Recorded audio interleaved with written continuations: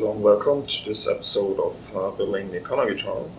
Today I'm going to show you how I make the frame of exactly this guitar.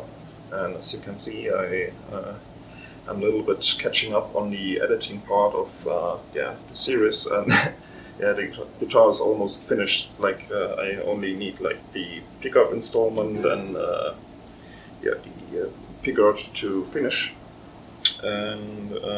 But I can use it now to demonstrate or talk a little bit about the frame construction. And so what I call the frame is like this edge on the guitar. And the reason why I do it is first, like the very first guitar I made with the Hempstone, I didn't have this frame. I only had perflinks, and so normally you are using these perflinks, these wooden perflinks, and you kind of put them on the inside of the guitar box, and then you got some gluing surface on the top. And wooden guitars, they have these bent wooden sides, and they are quite stable when you bend wood. But with the Hempstone, that's like a body waiting to be a guitar. And the very first Hempstone body kind of fell in a little bit. So kind of these sides, when you cut it up and it's not completely dried, they tend to fall in. So kind of have this rounding here. And the problem with that is if you want to just put in these perflinks and then route out the binding slot, it doesn't work quite well because it's not in a right angle to each other.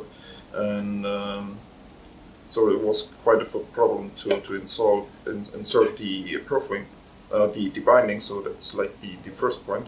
And the second point was that I noticed that the top was kind of dishing in. So usually you see it on very old guitars when the top is falling in at the sound hole.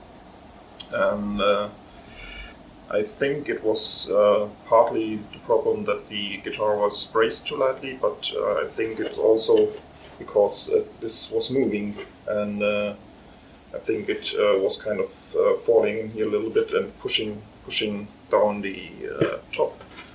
And I thought I need to solve the problem, and I need to make the border very stiff and rigid. And you see it in modern luthiery. It's kind of a trend that a lot of luthiers are making these double-side laminated tops, and quite stiff and laminated. And it's more for the reason of the better sound, because the guitar works most efficient if only the top is vibrating. And at least on my guitars, it's mostly the top is vibrating, and the sides and so to say, or the body is passive. It just reflects the sound. And the round inner shape is very, very good at reflecting the sound. It's like in a wine cellar where you got the round ceiling. It's much more acoustically live. So that's the idea with that. But so the heavy sides, they are very rigid and don't start to vibrate. So you don't want to lose any kind of energy by any parts of the guitar that shouldn't vibrate. So the top is basically the only thing that's producing the sound. And when the sides are vibrating too much, they are kind of losing the energy through heat. They heat up and lose the energy. And also that's a reason why I think my guitars are they have a quite even sound. There are no dead spots in it, because the body isn't it doesn't have like a main frequency. When you got a normal guitar, you got like the backside, and the back got one main resonant frequency, and because the body is so much more complex, and it doesn't really have like this one frequency, and it doesn't. So the idea is that it doesn't really start to vibrate at like when you play like an E or something. Then the back starts to vibrate a lot and eats up a lot of energy, and you got it's not very balanced, and it's really hard for like, it's one of the things that makes an exceptional guitar is the back of the guitar, that it's really nicely tuned to top, so it kind of doesn't work against each other, but like in tandem, it works together. And so back to the frame. So I make this nice frame first to make the borders very stiff to hold the integrity of the guitar. So many people ask me how the hempstone is kind of how it's recting all the time, if it's kind of deforming or anything, and I'm not 100% sure what the answer to this would be, because it's sensitive to moisture, and that's for sure, and I don't want it to kind of change. And the second thing is, when I started playing the guitar, was slightly before I started building these guitars. I was playing like a classical guitar, and normally on most guitars you have like a very sharp edge here, and when you lay your arm on it and play for a long time, it's getting quite uncomfortable.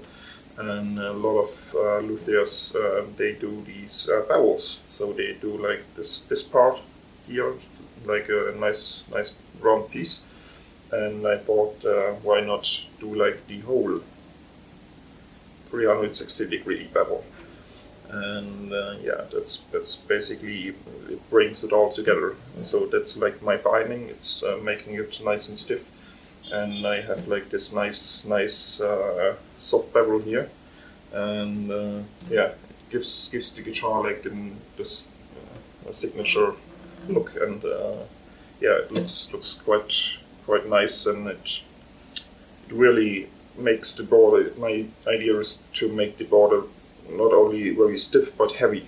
So the border of the top, so to speak, is very heavy, and I think of it like when you have like a pool, and you have like very like if you got a round pool, and the sides are they're made of concrete, and you start a wave in the middle, it kind of reflects very good from the sides. And when you have like some wheatgrass on the sides, like on a natural lake, the waves are kind of dissolving, and they kind of wash off and don't reflect. So the idea is that it really stiff and heavy, and the energy is conserved in the top and doesn't radiate to the sides or anything where it doesn't produce any sound. And also that's kind of the reason why my guitars are quite loud, and they have a very good attack. So everybody says that the attack is really something that that's to point out, and it's because the attack is kind of it forms by the energy of the top reacting to the sides and the whole guitar, and it kind of gives some feedback, and it kind of starts to form the sound. So the faster the sound travels back and forth, and the faster this kind of alignment starts to happen, the faster you got like a note forming. And if the whole guitar, like a lot of parts are vibrating and giving like feedback, it takes much longer to get like a certain sound, certain note. And that's like of the reasons why I do this kind of frame, and you'll see in the video following. It's quite a task. It takes quite long to make the frame, and it's not just like as easy as just put on a purfling and the binding, I would say. And on this case, I have because it's out of plum and I don't have really big pieces of plum, I need to kind of fix it together. So there are 4 parts, 4 gluing joints, and so I'll you'll see me making the frame out of these small parts. So a lot of gluing, a lot of sanding, and all of that, and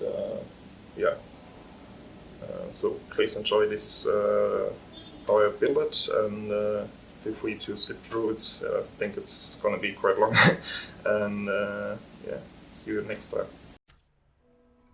Okay, so first I have these 2 pieces of plum, and they are kind of wedge shaped, so I kind of have to plane them first. So I'll start with this one.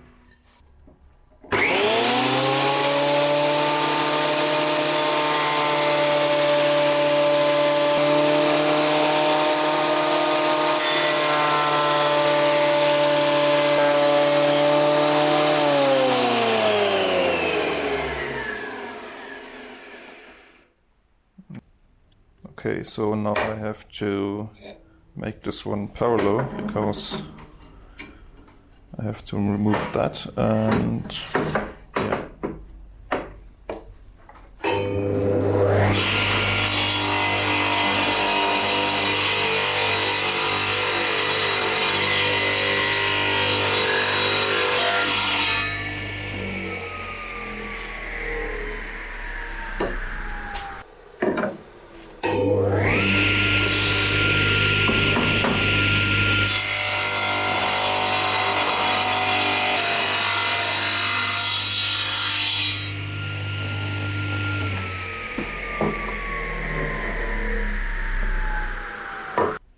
Now the next one.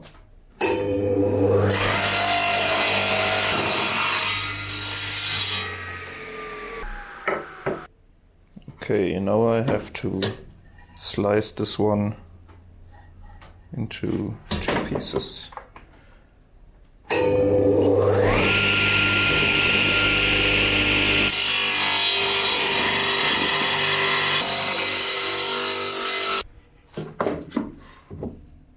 Turn it around.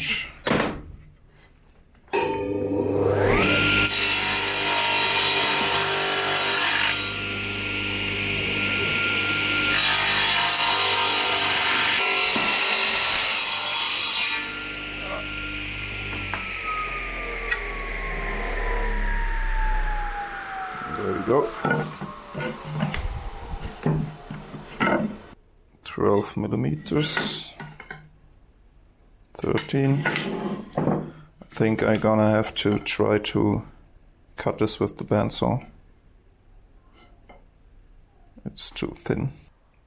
Okay, now I'm trying to slice this one with the bandsaw, because the tape, the circular saw will take too much material off, and this will take a while, but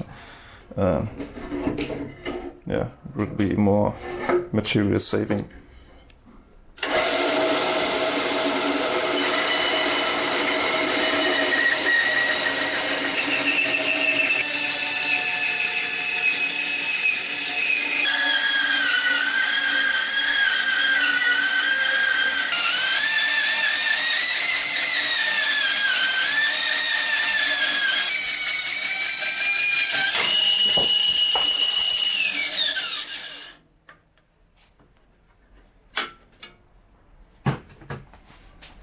And that took a while, but got it. Okay, now I have to plane this side and make it equal thin.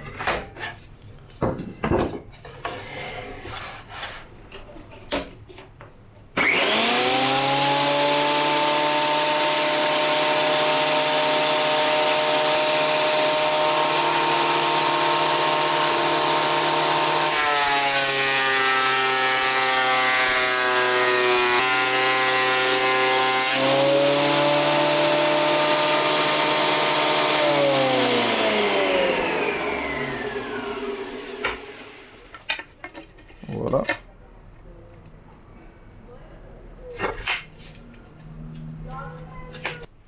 Okay, so now the other two.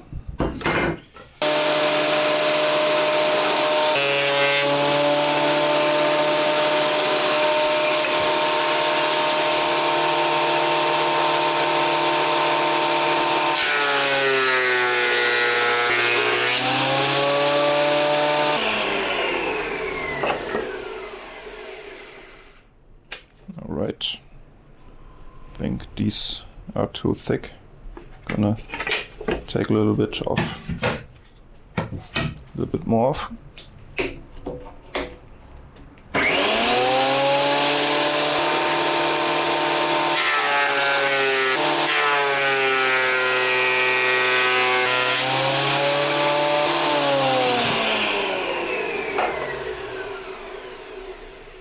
Alright.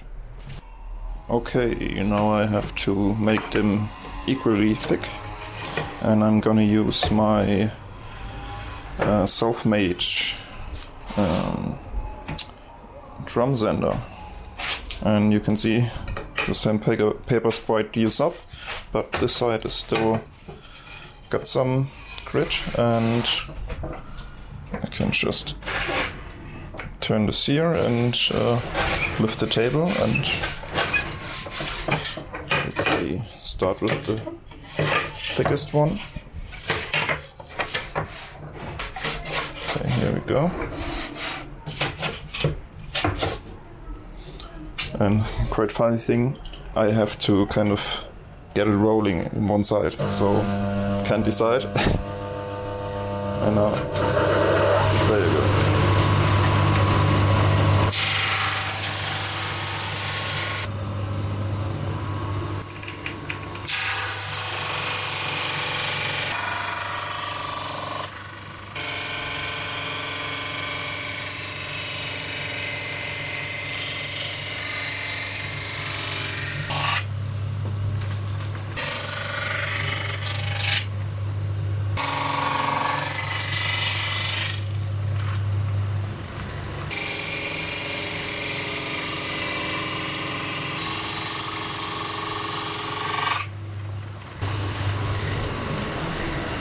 And the last one.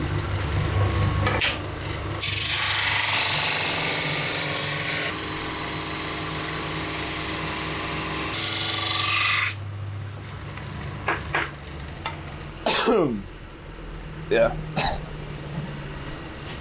By the way, usually I would use this one, my vacuum, but yeah, so you can see better what I'm doing. Okay, now I'm going to turn them upright and also make sure they are the same width, not only the same height. So gonna first put these clamps on.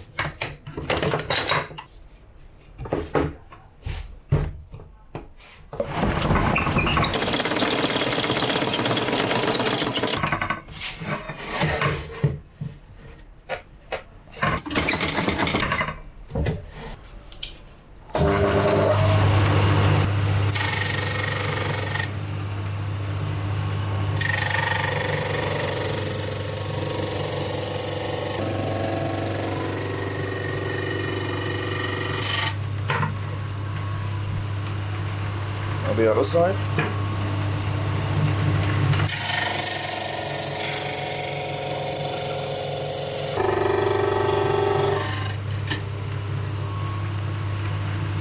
We have to go again.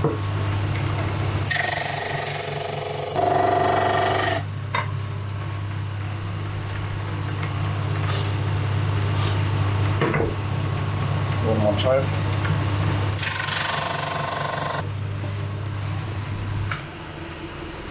Okay.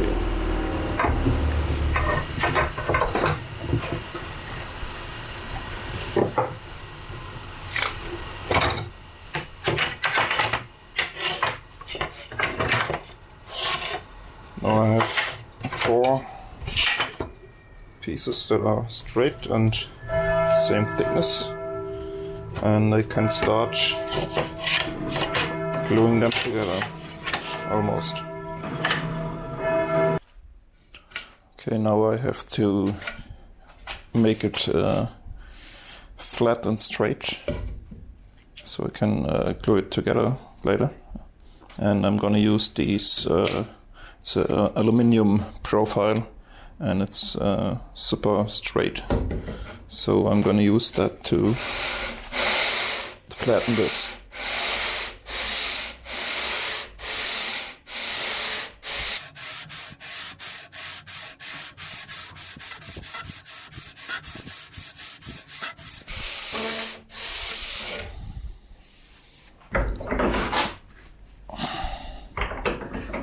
Now the other side.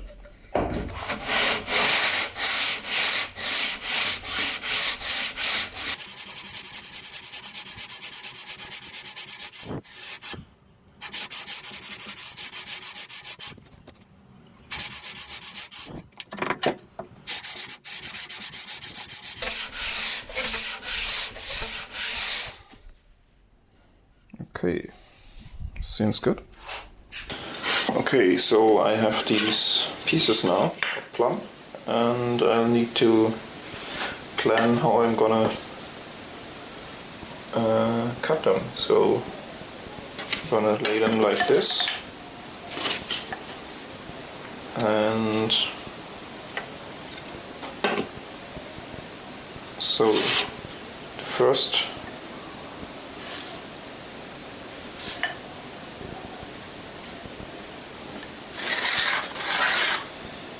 cup will be right there, and then second piece on here, and then this one gonna be on the side. And of course it's I'm gonna separate the pieces, so I only need like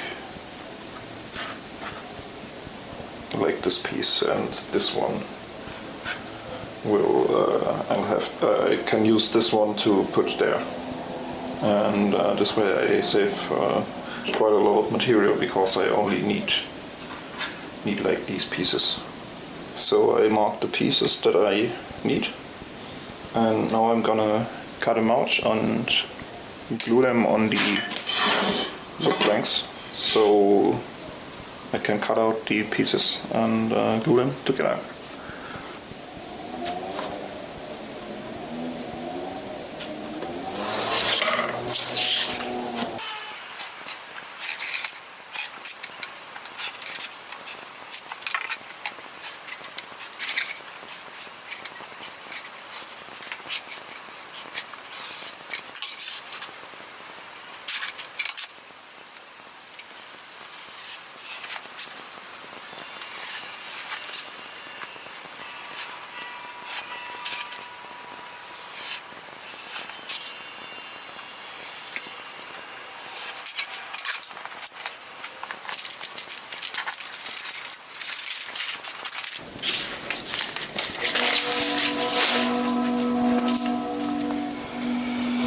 So these are the pieces I'm gonna need, and I'll now look at which parts of wood I'm gonna use, and I think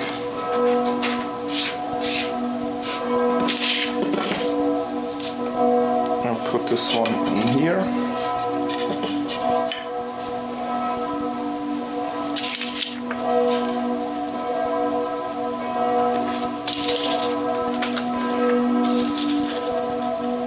Come here, and then let's see. Yeah, this will work.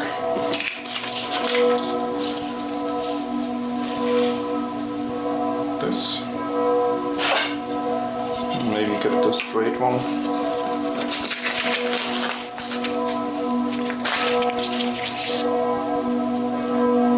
Here. And maybe I can get both out of this one. Just cut it like this. And still have one left for maybe a fretboard or something. Now I glue them on.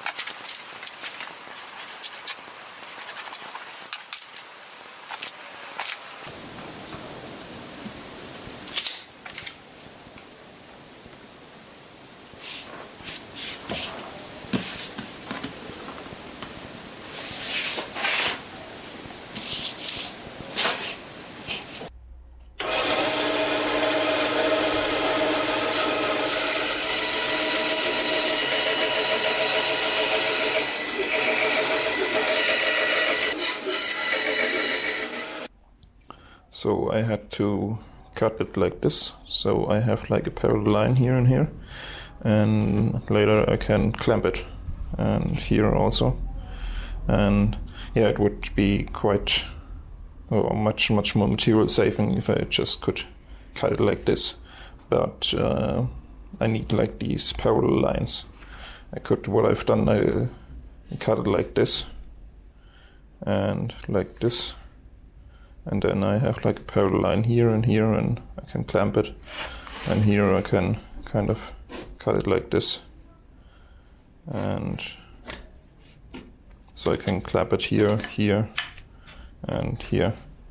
But I got enough material, and I just need it like squares.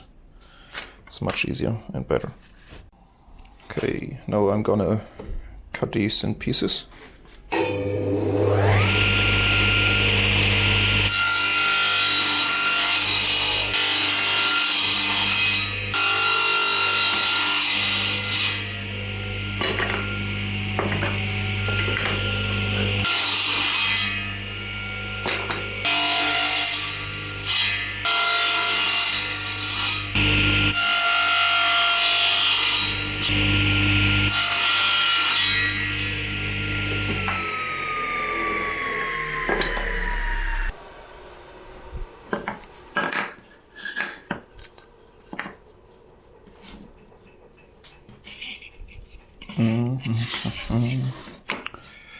Puzzle these together.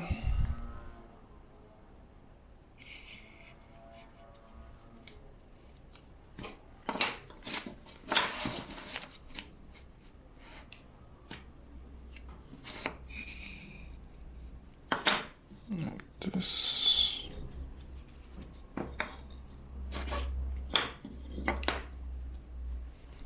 Yeah, and now I can glue it.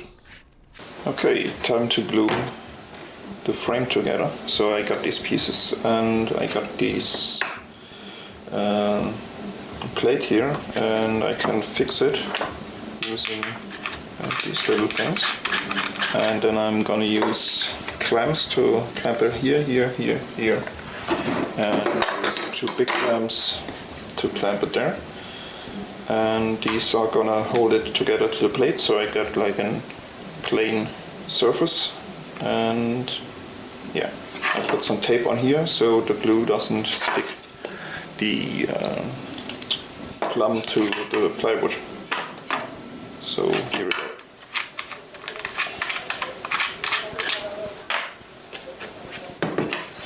So I'm using tight bond, and I'm gonna start with one on the center line.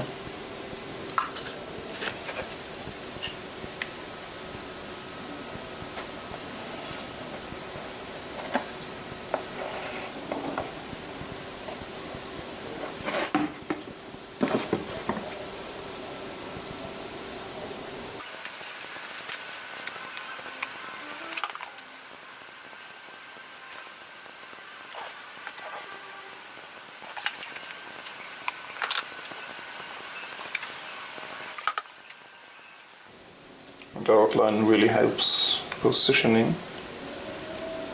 Okay,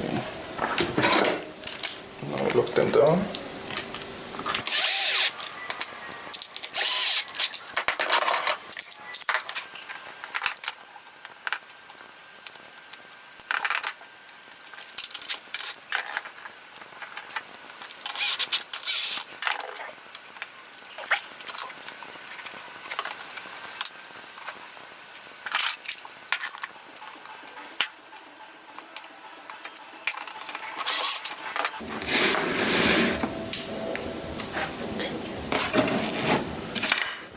Also, I want to work like from one side to the other.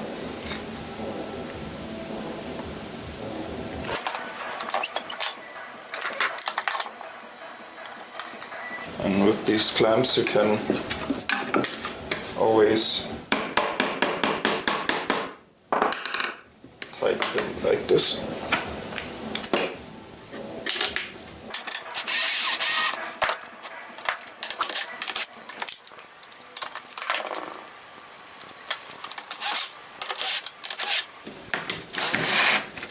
They don't do much, they just hold it down. So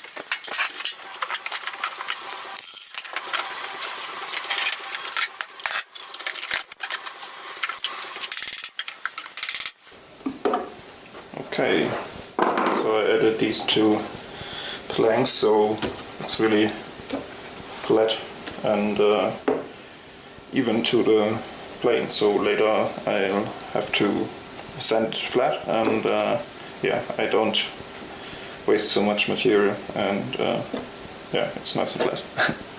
Okay, now the next step is to remove template and sand it flat with the drum sander.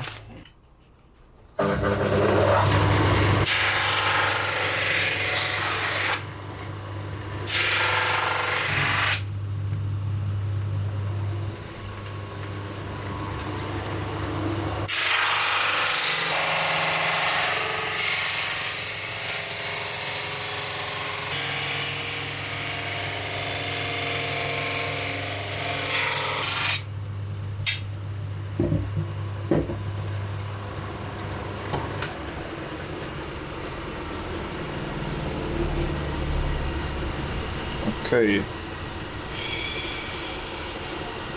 that looks good.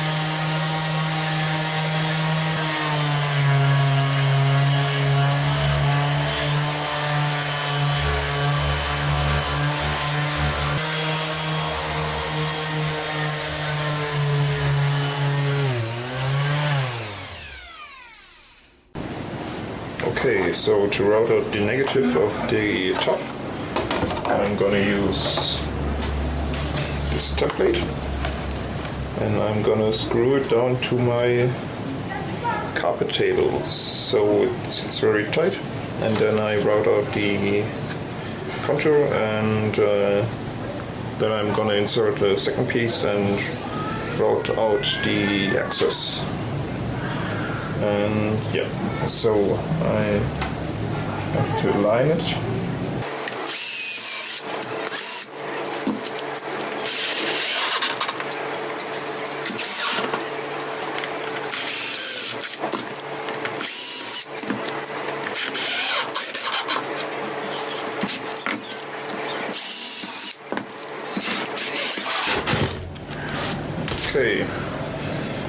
this can't move, and now I can weld out the controller.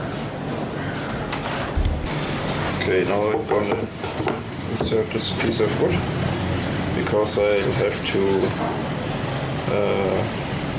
weld out a quite large area here, and so the water is nice and steady.